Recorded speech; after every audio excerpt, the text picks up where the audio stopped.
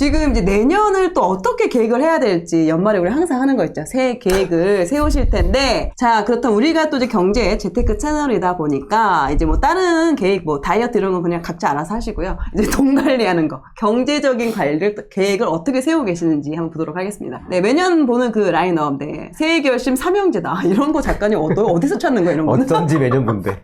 첫 번째, 일단은 경제적인 부분에서, 아, 내년부터는 나 진짜 지출 통제하고 가야금 쓰겠어. 이런 생각 많이 하죠. 아, 종잣돈 좀 모아보자. 분명히 월급, 내가 분명히 1년 동안 열심히 일을 했는데, 통장에 남은 돈이 없어. 뭔가 문제가 있어. 내년에는 돈 좀 모아보자. 자, 아, 근데 아무리 봐도, 쓸 때 다 써야 되는 것들이야. 그러니까 소득을 내야 되겠어? 부업을 시작해볼까? 이 대머리 삼총사가 이렇게. 삼형제야, 삼형제. 그래. 삼총사라 삼형제. 그래. 이 대머리 삼형제가 이렇게 내년 어떻게 하면 좀 더 내 경제 상황을 늘릴 수 있을까, 이런 지금 계획을 철치부심하고 세우고 있습니다. 자, 그런데 실제로 대한민국 상위 1% 부자들은 내년을 어떻게 준비하고 있는지 이걸 또 우리가 또 체크를 안 해볼 수가 없겠죠. 그렇죠. 왜냐면 그분들이 내년에 어디를 좋게 보고 투자를 하는지, 또 돈을 어디다가 쓸 건지 이런 게 또 되게 궁금하거든요. 자, 그러니까 요맘때쯤 또 나오는 게 있습니다. 2023년 한국 부자 보고서라고 KB금융지주에서 나오는 자료인데요. 거기에 보면은 일단 한국 부자 기준이 금융자산으로 10억 원 이상 있는 분을, 네, 한국 부자라고 KB금융지주에서 선정을 했고요. 혹시 전화 받으셨나요?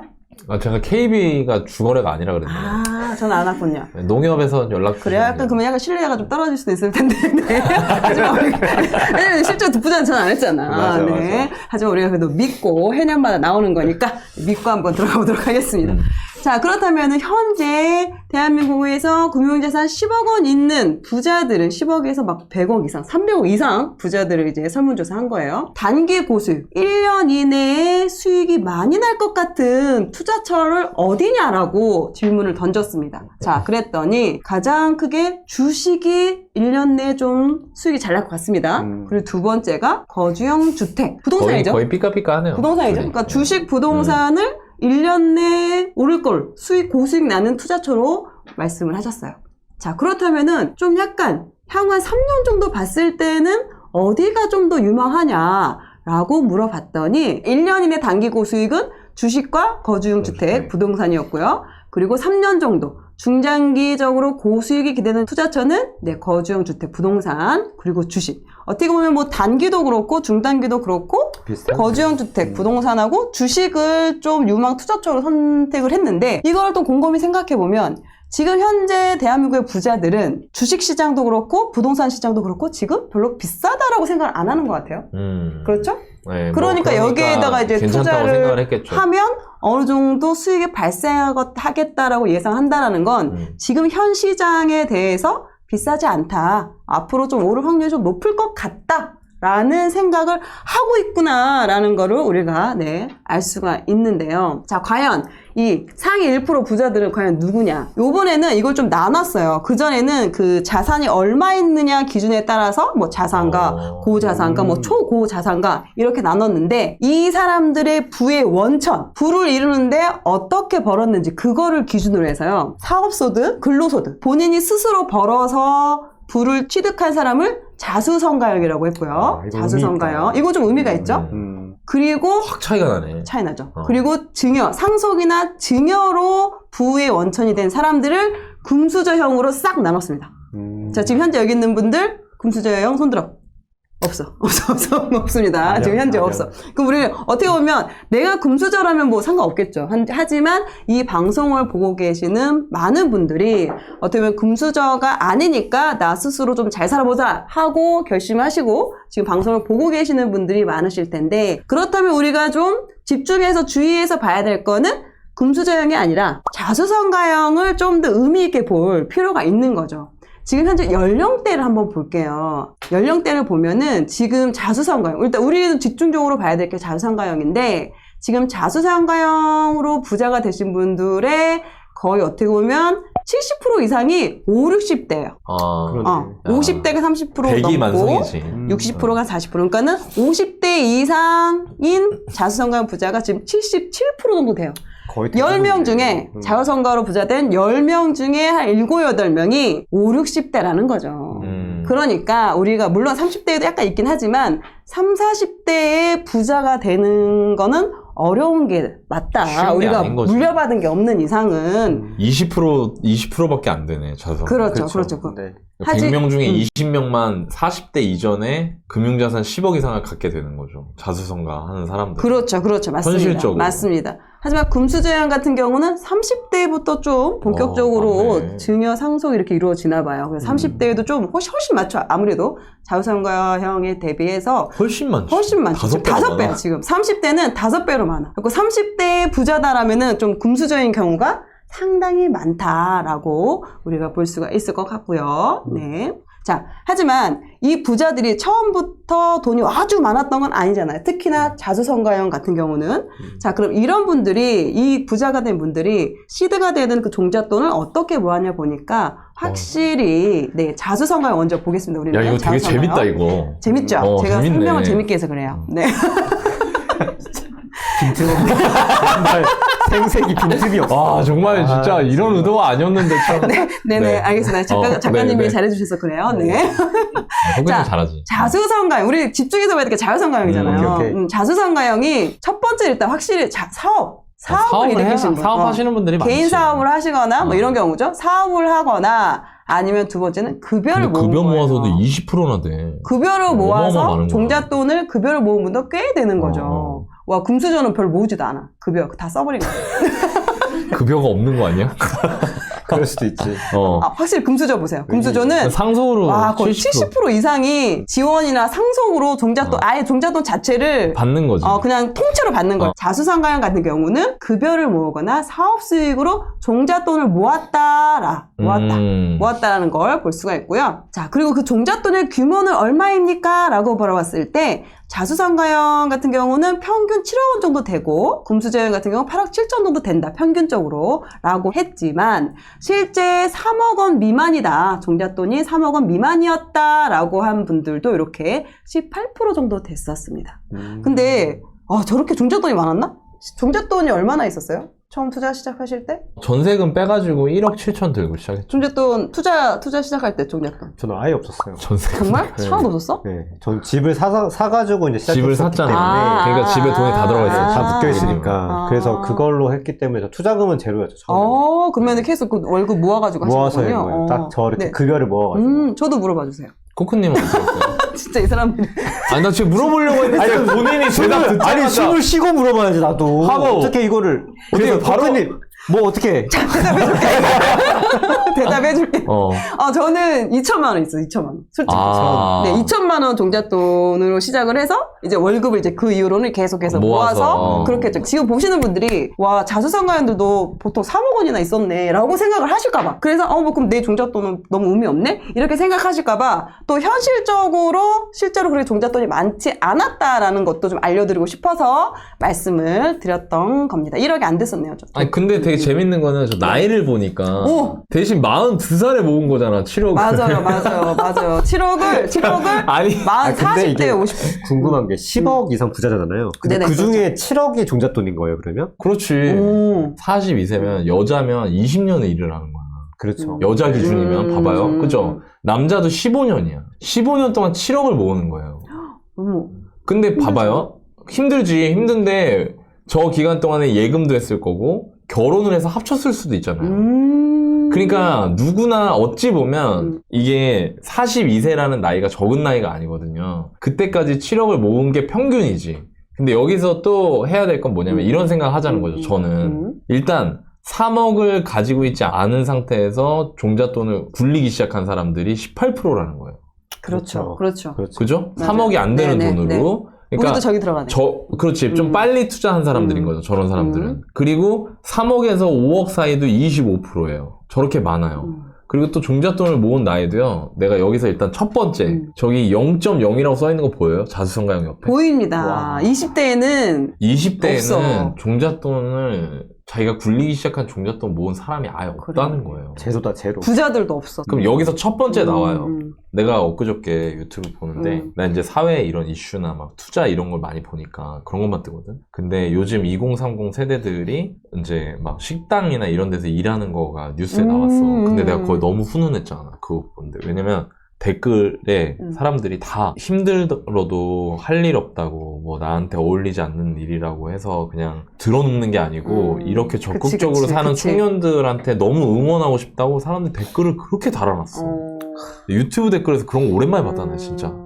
그리고 막 나도 그럼 좋아요 누르고 막. 그런데 그러면서 동시에 나도 그런 말을 해주고 싶은 거야. 아 너무 고생한다. 이 친구들은 옆에서 누가 이런 말 해주는 사람이 있을까? 근데 이걸 보면서 그 친구들 뿐만 아니라 모든 20대들한테도 말해주고 싶어. 맞아요. 자수성가형 부자들 중에 돈을 많이 가지고 20대부터 투자 시작한 사람은 제로라는 거예요. 하나도 없다. 여러분들한테 저도 막 어떤 때는 조심스러울 때가 있거든요. 제가 뭐 투자 얘기할 때 뭐 2억, 3억 이런 얘기할 때 근데 저는 40대잖아요. 여러분들도 20대 우리 젊은 분들은 충분히 종잣돈을 더 모아서 조금씩 굴려가면 40대에 됐을 때는 진짜로 행복한 삶을 누릴 수 있다. 내가 맞으면 내가 이것만 하나만 말할게요. 제가 43이거든요. 근데 제가 체력적으로나 뭐 정신적으로나 인생을 즐길 수 있는 나이라고 생각해요. 그러니까 아휴, 근데 젊을 때 뭐 못 놀고 나중에 나이 먹어갖고 돈 벌면 뭐하냐 이러는데요. 전혀 그렇지 않습니다. 그러니까 여러분들이 오늘 열심히 사시는 거는 정말 큰 의미가 있다. 네, 응원을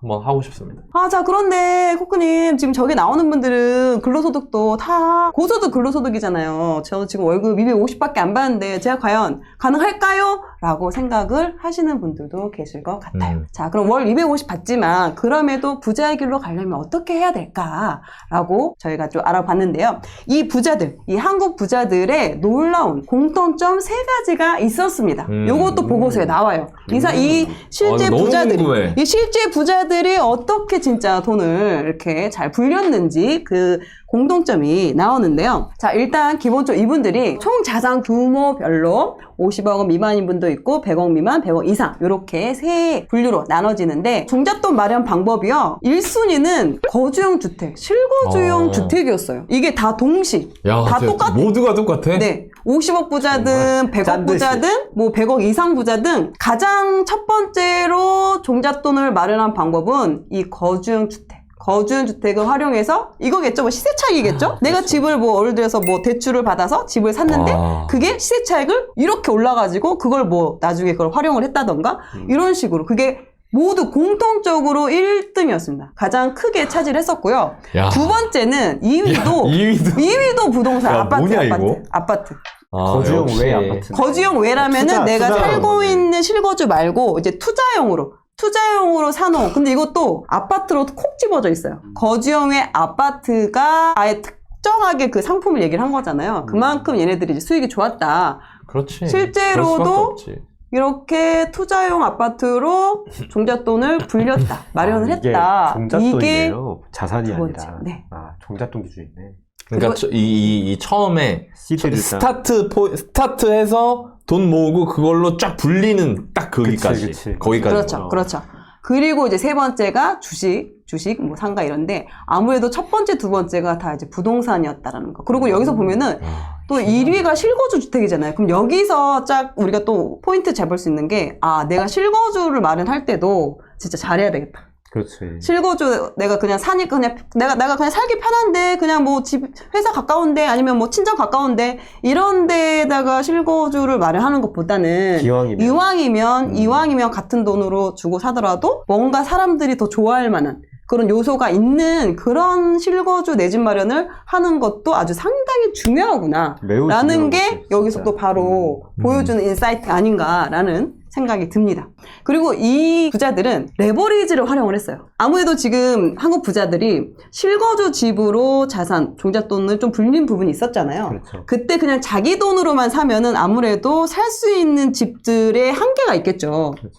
근데 거기에다가 적절한 레버리지를 활용을 해서 이제 내 집 마련을 했다라는 거. 그러면서 그게 이제 시세차익이 났다라는 건데 여기서도 보면은 그렇게 막 영끌을 하거나 그러지 않았어요. 이 부자들도 뭐 총 자산 대비 7에서 11% 정도? 10% 정도밖에 그렇게 부채를 엄청 막 많이 끌어다 쓴 그런 상황은 아니죠. 하지만 적절한 레버리지는 활용을 했고 그게 필요하다라고 또 이야기를 하고 있고 보면은 또 총 부채 비중이요. 어떻게 보면 자산이 많을수록 실제로 그 부채 비중이 좀 높았습니다. 그만큼 자산이 많은 사람일수록 부채, 레버리지 활용을 좀 더 적극적으로 하고 있구나라고 이 표에서 볼 수가 제가 있겠죠. 이거 설명 좀 해드릴게요. 좋아요. 이게 뭐냐면 두 가지가 있는데 저 비율 여러분들 오해하시면 안 되는 게요. 총자산 대비 총부채 비중이 2022년에 11%였죠? 2023년 7%고 그러면 여러분들 이렇게 생각하실 수 있어요. 아 나도 10% 정도 레버리지만 써서 투자해야지. 네, 그거 여러분 정말 착각입니다. 그건. 왜 그러냐면 저 사람들이 제 경험이에요. 지금 현재 자산이 예를 들어 100억이에요. 근데 그 사람이 100억이 되는 과정에 분명히 상승장 혹은 뭐 시세 차익이 발생할 수 있는 그런 투자의 성공적인 시점이 왔기 때문에 100억이 된 거거든요. 그럼 그 얘기 뭐냐면 그 전에는 100억보다 작았다는 거예요. 그렇죠, 그렇죠. 근데 레버리지는 어때요? 변하나요? 변하지 않죠. 그렇죠. 예를 들면 내가 처음 투자를 시작할 때 아까 종잣돈 7억 정도 됐다고 했잖아요. 그럼 7억 가지고 예를 들어서 7억에 뭐 대부분 아까 거주용 주택으로 했다고 했으니까 네네네. 똑같이 7억에 레버리지를 해서 14억짜리 주택을 샀다고 칩시다. 그러면 50%죠, 레버리지가. 그렇죠. 근데 이 주택이 어떻게 돼요? 가격이 상승해요. 14억짜리가 뭐 예를 들어서 강남에 실제로 그런 것들 많으니까 30억이 됐어요. 그러면 이제는 30억인데 부채가 얼마예요? 여전히 7억이죠. 근데 여기서 끝이 아니에요. 그 기간 동안 상승장 가는 동안 이 사람이 이 부채를 어떻게 해요? 상환하죠. 그렇죠. 그럼 이 7억이 뭐 5억, 4억 이렇게 줄어드는 거예요. 그럼 총자산은 30억인데 이제 부채가 4억이야. 그러니까 비율이 어떻게 되겠어요? 내려가죠. 줄어드는 그렇죠. 거죠. 이 과정을 거쳐서 저 사람들이 저렇게 된 거지 처음부터 저 정도의 레버리지를 써서 투자해가지고 저 정도 자산을 일군다? 종잣돈 7억 가지고 저는 제가 감이 있기 때문에 그거는 쉽지 않을 겁니다. 그래서 여러분들이 레버리지에 대해서 너무나 뭐 이렇게 막 너무 두려워하실 필요는 없다. 나 부자들도 10%인데 내가 무슨 레버리지를 뭐 30%, 40%, 50%를 써. 이거는 좀 잘못된 해석일 수 있다. 제가 그걸 좀 잡아드리고 싶고 2022년에서 2023년으로 넘어가면서 부채 비중이 줄었죠. 저거는 금리가 오르면서 역전세나 그 다음에 뭐 주식담보대출 가지고 있던 분들 같은 경우에 또 이렇게 담보 상환하고 이러면서 부채 비율이 낮아진 거다. 맞아요, 맞아요. 네, 요거를 좀 말씀드리고 싶습니다. 자, 그리고 마지막으로 지금 자산 배분 전략이라고 해서 지금 현재 그 소득 잉여 자금, 그러니까 연 저축액이죠. 연 저축액이 지금 50억 미만인 분들은 7천만 원 정도 그 연 저축 금액이 있었는데 총 자산 규모를 볼게요. 배율에 따라서 예를 들면 이런 거죠. 50억 미만인 분들은 부동산 자산에 7천만 원, 77에 49. 4억 9천만 원 정도를 7배죠. 7배, 4억 9천만 원 정도를 부동산 투자 자산에 분배를 하고 있고 그 외에는 뭐 금융자산이나 이쪽으로 거주용 부동산에 이렇게 좀 분배를 하고 있다라고 보여지고요. 지금 보면은 자산이 많을수록 50억, 100억, 100억 원 이상 이 자산이 많아질수록 부동산이 압도적으로 높아져요. 7배에서 74배. 지금 100억 원 이상인 분들의 그 연 저축액이 한 1억 정도 나왔었거든요. 1억 좀 못 되게? 9천 얼마? 그러면은 74억 갖고 부동산에는 74억을 가지고 있다는 거예요. 어떻게 보면 자산이 많을수록 부동산 투자 자산의 배율을 크게 올리고 있다. 이거는 지금 거주용 부동산 별개입니다. 투자자산. 투자자산. 거주용 외 투자자산으로 이렇게 자산이 많을수록 이쪽으로 좀 더 배율을 많이 하고 있다. 물론 이거는 이제 그 기준, 본인들의 기준에 맞춰서 뭐 5대 3대 2, 뭐 금융자산, 거주용 부동산 아니면 투자용 부동산 이런 식으로 이렇게 소득, 자산을 배분해 놓고 있다라고 볼 수가 있고요. 어떻게 보면 좀 이렇게 안정적으로 좀 배분을 시켜놓은 상황인 것 같은데요. 근데 이게 실제로 이분들이 이제 부자가 됐잖아요.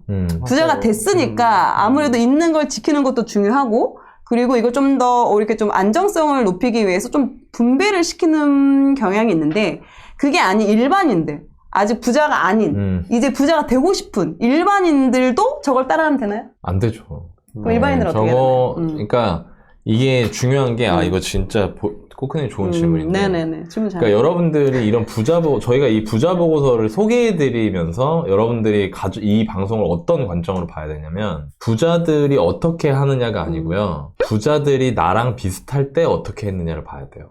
그치. 그러니까 지금 부자들이 맞아. 어떻게 하느냐를 보는 게 아니고요. 부자들이 나랑 비슷할 때 어떻게 했었지?를 보셔야 되거든요. 근데 지금 여지까지 살펴본 내용을 보면은 이 사람들이 어떻게 해왔냐면 처음에 시작을 해요. 시작할 때는 아까도 얘기했죠. 돈을 일단 빡세게 모아. 종잣돈. 종잣돈을. 금수저랑 자수성가 나눠서 금수저는 엄마한테 받아. 그리고 그냥 한 거예요. 그냥 이런 사람들 몇 명이나 되겠습니까? 많지 않겠죠? 그러면 자수성가형이 어떻게 했나 봐야 되는데 20대 때부터 빡세게 모아요. 그래서 그 종잣돈을 처음 완성하는 시기가 40대 초반이에요. 평균으로. 그리고 비율로 보면은 한 40% 정도가 20대, 30대 정도의 돈을 모아서 뭐 3억 정도 되는 돈을 가지고 투자를 하는 거죠. 그 투자의 대상이 뭐였냐면, 이거는 뭐 제 의견이 아니라 사실이니까. 거주용 부동산, 그리고 거주용 외 아파트예요. 그러니까 이걸 가지고 돈을 불린 거예요. 돈을 불려서 30억, 50억, 100억이 되고 나서 그 다음에 뭘 한 거냐면 이제 금융자산으로 좀 분배를 해볼까? 돈을 부동산에서 뺀 돈을 다른 데다 좀 놔둬볼까 하면서 다른 데다가 배분을 한다는 거죠. 그렇지. 그러면 근데 진짜 이게 맞는 게요. 여러분 뭐 제가 막 저긴 아니지만 저도 그렇거든요. 저도 그렇게 되더라고요. 이게 현금도 어느 정도 갖고 있게 되고 뭐 주식도 하게 되고 뭐 뭐 펀드나 ETF 같은 것도 거에도 돈을 보내게 되고 이렇게 되더라고요. 실제로 해보니까. 그래서 저거는 지금 부자인 사람들이 하는 행동이다. 근데 제가 이 얘기 왜 하냐? 부자가 되고 싶다면 부자가 되는 걸 도와주겠다고 말하는 사람 중에 진짜 부자를 고르셔야 되고요. 그리고 그 진짜 부자가 그가 나와 비슷한 상황일 때 했던 방식에 집중하셔야 된다는 거예요. 그게 아니면 의미가 없다. 그리고 또 같은 부자라도 금수저 출신 타입하고요. 아까 자수성가 출신 타입은 완전히 접근하는 방식이 달라요. 그죠? 그러니까 여러분들이 만약에 금수저라면 금수저를 똑같이 따라하면 됩니다. 근데 만약에 내가 금수저가 아니라면 금수저가 아니었던 자수성가형 부자의 처음을 똑같이 따라하면 돼요. 또 자수성가형 부자 중에도 사업을 해서 종잣돈을 모아서 투자한 사람이 있고요. 저처럼 월급쟁이 출신이었던 사람 있잖아요. 내가 월급쟁이라면 월급쟁이 출신이었던 사람이 어떻게 했는지, 내가 지금 작은 자영업을 하거나 사업을 한다 그러면 또 사업을 한 사람이 어떻게 하고 있는지, 이렇게 잘게 쪼개서 여러분들한테 맞게 활용하셔야 오늘 콘텐츠가 여러분들께 진짜 도움이 된다. 그 말씀을 좀 드리고 싶습니다. 저희 셋은 이제 아파트만 한 사람들이잖아요. 아마 제가 뭐 100% 확신할 수는 없지만 매우 높은 확률로 처음에 월급쟁이 혹은 뭐 자수성가를 시작하시는 분들은 그 자기 분야가 반드시 있어요. 반드시 있고 그 자기 분야로 10억을 넘었을 때, 그리고 그 10억에서 보통 우리가 10억, 30억, 50억 이렇게 얘기하거든요. 일단 5억까지 만들면 그 방법으로 이제 부자가 될 수 있는 준비를 마쳤다라고 저희가 보고 있고, 그 5억을 넘어가서 10억이 넘어가면 이제 시간이 흘러가면 돼요. 그리고 이제 30억이 넘어가면 이제 그 방법보다 아까 너나이 말씀하신 이제 배분을 조금씩 신경 쓰기 시작합니다. 그리고 이게 50억이 넘었을 때 비로소 실질적인 배분을 하기 시작하거든요. 그래서 그 전에는 이런 걸 아예 고려할 필요도 사실은 없어요. 제가 경험하기로는. 오히려 자기가 어떤 걸로 부자가 될지를 선택하시고 그 선택한 그 지점을 굉장히 깊이 파는 게, 사실은 우리가 배분을 해야만 그게 뭐 안전해가지고 클 것 같지만 전혀 그렇지 않아요. 현실은 전혀 그렇지 않고 여러분만의 무기와 여러분만의 그 분야로 깊이 파는 게 아마 여기 다음 뭐 내년, 10년, 20년에 부자 보고서 인터뷰를 할 수 있지 않을까, 여러분들이. 네, 저는 그렇게 생각이 좀 드네요. 멋있다. 네. 여러분들의 그 부자 보고서 인터뷰를 또 새벽보기님이 응원해주고 있습니다. 네, 너나임도 못한. 네.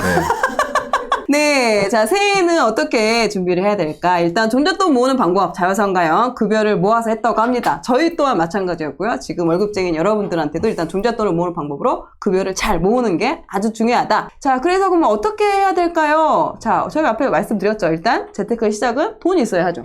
그렇죠. 종잣돈을 여러분이 만들어 가야 되겠죠. 그리고 지금 내가 종잣돈을 만들 수 있는 상황은 일단 근로소득에서 지출을 좀 줄이고 거기에서 이제 내 종잣돈, 저축액을 늘려가는 방식으로 종잣돈을 일단 만드는 게 가장 중요한 부분이고요. 그리고 새벽보기님 말씀하신 것처럼, 자, 그럼 종잣돈을 모으고 있어. 그러면 이 종잣돈을 모을 때 종잣돈만 모으시면 좀 어려워요. 종잣돈을 모으시면서 그럼 과연 나는 이 모은 종잣돈을 활용해서 어떻게 불려나갈까? 어떤 투자 방법으로 불려나갈까? 부동산으로 할까? 아니면 주식을 할까? 아니면 뭐 또 다른 방법으로 재테크로 돈을 불려나갈 거. 이 방법을 찾아보시고, 그리고 만약에 그걸 찾으면은 거기에 좀 딥하게 공부를 하셔서 본인만의 그런 투자 실력을 쌓을 수 있는 그거를 이제 찾아야 된다는, 그리고 그 실력을 갖춰야 된다는 게 그게 두 번째였던 거고요. 지금 또 얼부 TV 지금 보시는 우리 청취자분들께 전하고 싶은 메시지가 또 있습니다. 이런 거 있을 것 같아요. 우리가 또 효율적인 거를 오히려 직장생활 하다 보면은 효율성을 극대화를 하잖아요. 그러다 보니까 적은 인풋으로 큰 효과를 볼 수 있는 효율성에 여러분이 많이 관심을 가지시는데, 근데 저는 이제 주식 공부는 안 해봤으니까 부동산 공부를 봤을 때 그 부동산 공부도 최대한 효율적으로 하고 싶은 생각이 듭니다. 굳이 뭐 아파트 내가 다 알아야 돼. 이 지역도 굳이 임장까지 가봐야 돼. 요즘 워낙에 어플도 잘 돼 있고, 그런데 굳이 실제로 걸어가서 이걸 다 걸어봐야 되나? 이런 생각들을 하시는데, 또 이런 질문도 많이 받지 않으세요? 실제로? 어떻게 하면 좀 더 쉽게 빠르게 실력을 쌓을 수 있죠? 라고 하면 어떤 대답을 해주시나요? 근데 저는 이걸 깨닫고 나서부터는 그 다음에 제가 뭘 하려고 마음먹으면 다 좋은 결과들을 만든 것 같아요. 네, 왜냐면 저게 너무 당연하니까. 그러니까 쉽게 말하면 효과는 때려박는 거고요. 무식하게 때려박는 거고요. 효율은 최대한 말 그대로 효율적으로 하려고 이렇게 저렇게 세팅하고 하고 한 다음에 해야지라고 하고 하는 거예요. 근데 후자가 맞거든요, 원래는. 근데 현실에서는 안 그래요. 왜 그런 줄 아세요? 이렇게 저렇게 세팅하는 동안 안 하게 돼요. 맞아요. 포기한다. 그냥 안 합니다. 달리기 할 때도 그랬고요. 운동할 때도 그랬고, 책 쓸 때도 그랬고, 방송할 때도 그랬고, 방송할 때 저 처음에 솔직히 아까 이전 부부 같은 콘텐츠 하나 준비하는데 10시간 이상 집어넣었어요. 근데 10시간 하는데 만드는 건 2시간이고 8시간을 찾는 거야. 그치. 근데 8시간 찾아가지고 8시간 동안 찾은 것 중에 7시간 동안 찾은 거는 다 버려. 그러면은 그런 생각 들거든요. 저 사람이니까. 내가 이거를 왜 이렇게 멍청하게 하지? 근데 여러분, 그 멍청하게 하는 그 과정이 반드시 필요하다는 거. 저는 이걸 알았잖아요. 그리고 나서 예를 들어서 헬스장 가서 운동하는데 트레이너 선생님이 이거 이렇게 하세요 하면은 이거 너무 효율적이지 않은 것 같은데 라는 생각 이런 거 안 합니다. 그냥 예를 들어 하루에 180개 하세요. 그럼 180개 하는 거예요. 그냥 하는 거예요. 그러다 보면은 효율이 올라가요. 근데 대부분 사람들 어떠냐면 자꾸 물어봐요. 맞아. 자기가 이게 이해가 안 돼, 하기 싫다고. 그러면은 이제 계속 거기 머물러 있는 겁니다. 근데 이 내용을 여러분들이 좀 아시면 이건 되게 굉장히 현실적인 얘기거든요. 그래서 여러분들이 도전하고자 하는 부분에 있어서 너무 생각을 많이 하지 마라. 그냥 집어넣고 달려라. 그 얘기를 하고 싶습니다. 자, 그리고 두 번째는요, 만약에 여러분이 예를 들어서 지금 내가 존재돈은 작지만 이걸로 내가 뭔가 경제적인 자유를 이루고 싶고 부를 이루고 싶다라면은, 목표를 잡고 거기에 가는 그 과정은 아무래도 힘들 수밖에 없죠. 왜냐면 해왔던 걸 하는 게 아니라 이전과는 좀 다른 삶을, 내 생활과 시간을 바꿔서 살아간다는 게 상당히 어려운 부분이고, 보기님은 어떠셨어요? 처음 시작할 때, 초보 시절에 좀. 저도 그랬던 것 같아요. 저 같은 경우에는 수도권에서 투자를 시작하긴 했지만, 또 지방을 공부하러 갔을 때, 평일날 저는 지방도 많이 갔었거든요. 그래서 퇴근하고 제가 기억나는 게 전주까지는 당일치기가 돼요. 제가 회사가 왜 광주는 못 와? 당일 멀어. 왜냐면 그 퇴근을 하면 너무 멀어. 제가 보통 평일에 5시 정도가 빨리 출근하고 다시 퇴근하고 전주에 가면 한 8시 정도 되거든요. 그러면 한 2시간 돌면 이제 10시에 출발하면 이제 집에 오면 다시 2시거든요. 그리고 이제 7시까지 출근해야 되니까 이제 또 바로 자야 되니까. 거기까지가 제가 당일날 이렇게 당일치기 했었던 건데, 그때 많이 좀 기억이 나는 것 같아요. 2시간 보려고 내가 이걸 하는 게 맞나? 라는 생각이 생각보다 안 들었어요. 왜냐하면 진짜요? 2시간을 봐야 되니까. 그렇게 해가지고 4일, 5일이 되면 10시간이 되고, 내가 한 달이 지나가면 이 지역을 알게 되는 그런 것들이 저한테 훨씬 더 중요했거든요. 근데 결국 그게 되게 목표가 얼마나 선명했냐. 그리고 생각보다 그게 또 우리나라가 또 별로 안 크잖아요. 그러니까 또 금방금방 생각보다는 했었던 것 같거든요. 생각보다 근데 엄청 막 고통스럽다기보다는 나를 지금 코크님이 말씀하신 것처럼 이렇게 바꾸는 게 오히려, 그러니까 막 몸이 고생하고 그런 것도 있겠지만 그런 가치관을 바꾸는 게 되게 진짜 힘든 거 아닌가 생각이 들고, 그렇게 해서 일단 내 생각을 바꾸고 나면 그 다음 행동은 오히려 잘 따라오는 것 같아요. 그렇게 행동하다 보면 아까 너나이님 말씀하신 대로 그 비효율 속에 효율이 올라가면서 반드시 그 결과가 나오거든요. 그렇게 되면 또 더 쉽게 갈 수 있지 않나, 라는 생각이 좀 있었던 것 네, 같아요. 맞습니다. 제가 최근에 게시판에서 비전보드라고 이제 인생 계획이나 이런 목표를 쓰는 게 있어요. 근데 그렇죠. 대부분은 진짜 그 컴퓨터 PPT로 아주 멋있게 사진이랑 막 붙여가지고 엄청 멋있게 비전보드를 작성을 해서 대부분 올려요. 근데 제가 60대 수강생분이 올리신 비전보드를 보고 약간 뭉클하더라고요. 이거였는데요. 인생 목표, 경제적 여유, 행복한 가정, 관계 및 건강. 이게 지금 60대인 수강생분께서 내 인생 비전보드로 작성하신 것을 이제 사진을 찍어서 올리신 거예요. 이렇게. 대단하다, 진짜. 한번 읽어봐. 네, 경제적 자유, 네, 한옥 생활, 채마밭, 꽃가세, 고양이들과 함께, 친구들과 함께. 뭔가 그 여유로움이 이거 진짜 되게 약간 상상이 눈물 날 되네요. 것 같다, 이거. 상상이 되는 그 느낌 있잖아요. 행복한 가정, 생일을 기억, 성의 있는 선물, 가족여행, 연일을. 이거는 그렇게 엄청 큰 돈이 있어야 할 수 있는 것만은 아니잖아요. 생일을 기억하고 맞아요. 거기에 좀 성의 있는, 그러니까 비싼 선물이 아니야. 비싼 게 아니야. 성의 있는 그 사람이 성의가 좋아하는 아니죠. 그 사람이 좋아하는, 원하는 선물을 해줄 수 있는 그런 가정. 그리고 관계 및 건강이 아침 금강경, 운동 1시간, 1일 1미, 맞나요? 일선이, 죄송합니다. 선행을 네. 하나씩. 근데 이 부분은, 돈이 있고 없고를 떠나서도 지금도 할 수도 있는 거고, 또 하고 계실 것 같아요, 왠지, 이 부분은. 그리고 자아실현, 직업 공부 1시간, 투자 공부 1~2시간.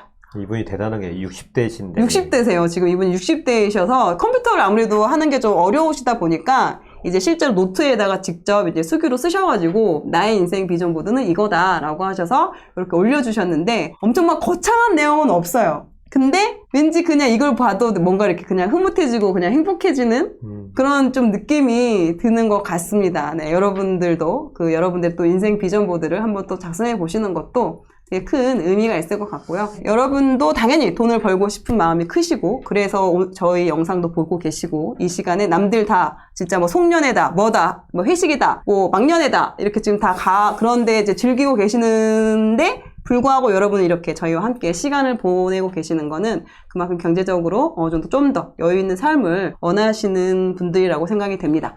네, 올해 한 해 돈에 대해서 좀 긍정적으로 생각하시는지 아니면 돈에 대해서 부정적으로 생각하시는지 이걸 한번 또 돌아볼 필요가 있는 것 같고 어쨌든 긍정적으로 여러분이 생각을 하셔야 그래야 우리가 또 제가 최근에 그 게스트분을 만났는데 그분이 그 80대 이제 정신과 의사 하셨고 이화여대 명예교수로 이제 맞습니다. 하셨던 네. 분인데 그분이 지금 88세신데요. 혹시 젊었을 때 후회되는 부분이 뭐가 있냐라고 물어봤더니 그분이 돈에 대해서 부정적이었던 게 후회가 된다.